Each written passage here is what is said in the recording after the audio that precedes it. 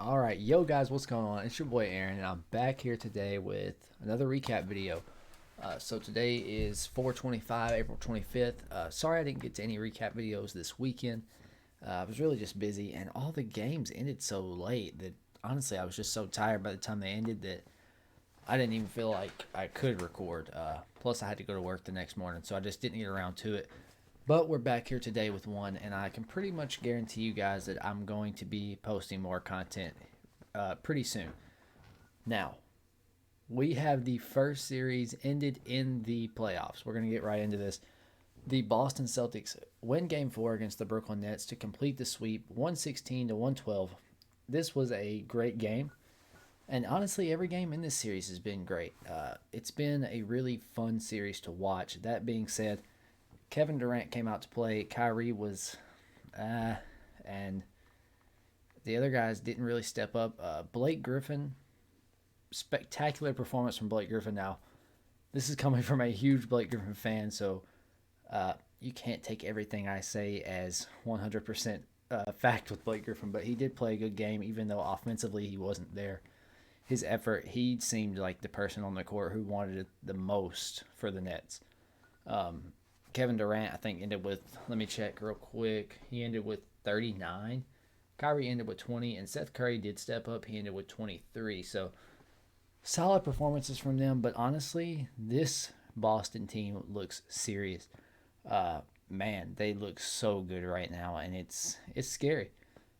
This is the same Brooklyn team, and I'm not going to say they're the same, but this is a similar Brooklyn team to the team that took Milwaukee to 7 last year. So, I mean, it's going to be tough. This team is looking good. Now, on my bracket, I do have Boston coming out of the East, and I also have Philadelphia going to meet them in the Eastern Conference Finals. Uh, but man, Philadelphia does not look good right now. This is the second straight loss for them. They lost 103 to 88, and honestly, man, Harden just and this is once again, I love James Harden, but he does not look good right now, and it's scary. It's really scary, especially for Philadelphia. Knowing Doc Rivers' track record, you have to kind of think in the back of your mind, like, well, what if he does blow this 3-0 lead? Like, if Doc blows this 3-0 lead, is it over for him? I think so. But I don't see that happening. I think they've just really, they're having trouble closing the Raptors out. I didn't get to watch a ton of this game. The one I watched all of the Celtics Nets game. Didn't get to watch a ton of this game, but uh, honestly, what I did watch, the 76ers defense was just awful. And I know that the Raptors only put up 103 points, so I know that probably isn't 100% true, but their defense didn't look great. All right, sorry about that. We had a bit of technical difficulties.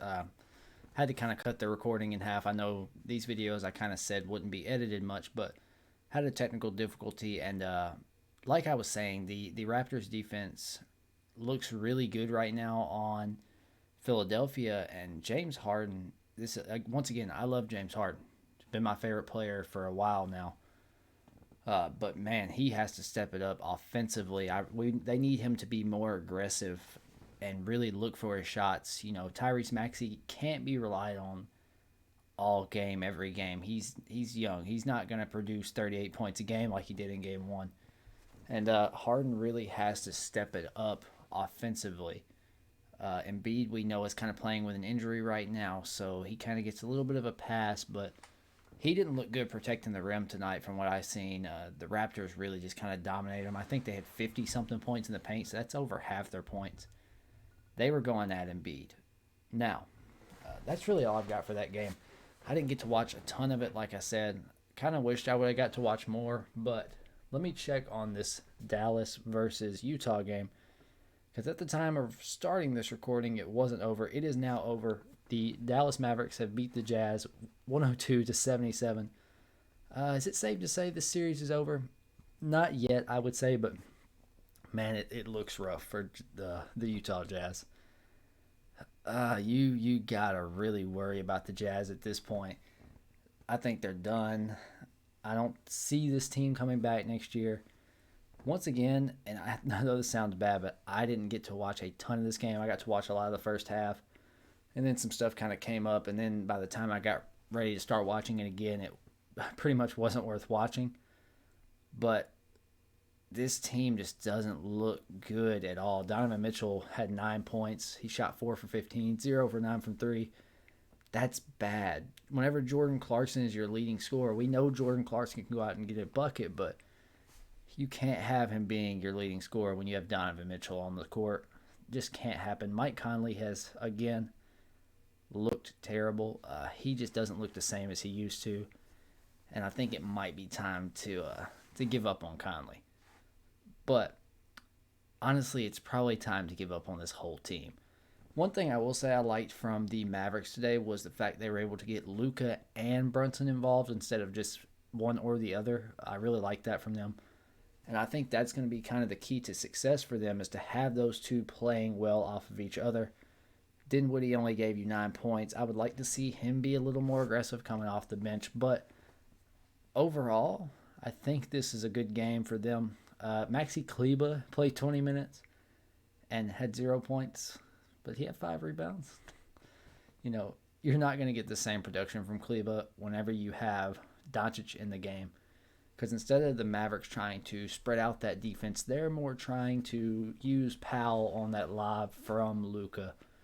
We know those two have a lot of chemistry, and they play really well together. Now, Dorian Finney-Smith is another key for this team. He's a very good defender for them. And he's kind of, I would almost call him like the glue guy, but I don't know. He's the guy that, he's going to come in and guard a lot of the times the other team's best player, but he's also going to give you some points. He's important for this team for sure. Now, I know you guys probably seen the Luka Doncic, Hassan Whiteside thing. Dorian Finney-Smith was kind of the aggressor there. I don't think Whiteside really made a dirty play. It was a common foul. It was a personal foul. It was a little hard, yes. But Dorian Finney-Smith did not have to get involved.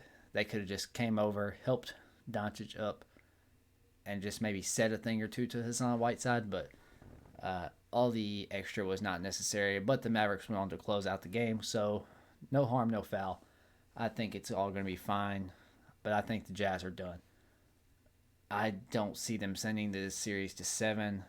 I'm calling the Mavs in 6. Now, that is bad for Utah. I think Utah definitely has to look into the offseason here. And one big thing I want to do on this channel is, as teams get eliminated, and this isn't me disrespecting the Jazz, saying you have no chance, so sorry, Jazz fans, don't take it that way. I don't have any faith in your team, but I'm not saying you shouldn't. But as teams get eliminated, I will be doing rebuilds on them, kind of maybe trying to see what I would do in the future for them. Some teams I'm thinking are going to be longer, maybe 5-year rebuilds. Some teams are probably going to be 1-2 year, more like retools is what I would say. And the first team, of course, is going to be the Brooklyn Nets. If you told me the first team I would be starting that series on would be the Brooklyn Nets, I would tell you you were crazy a couple of weeks ago. But here we are. Once again, please excuse my hair. It's getting fixed tomorrow, so hopefully the next video you see, my hair will be somewhat fixed. But with that being said, I think that's really all I've got for you guys. Once again, please leave any feedback you have down in the comments below. Make sure you hit my Twitter. I live tweet a lot of these games, and I would love to see you guys' support over there, so make sure you check that out. And please subscribe to the channel, like this video if you like this video, because it would really help me out. And I guess I'll see you guys all in the next recap. Peace.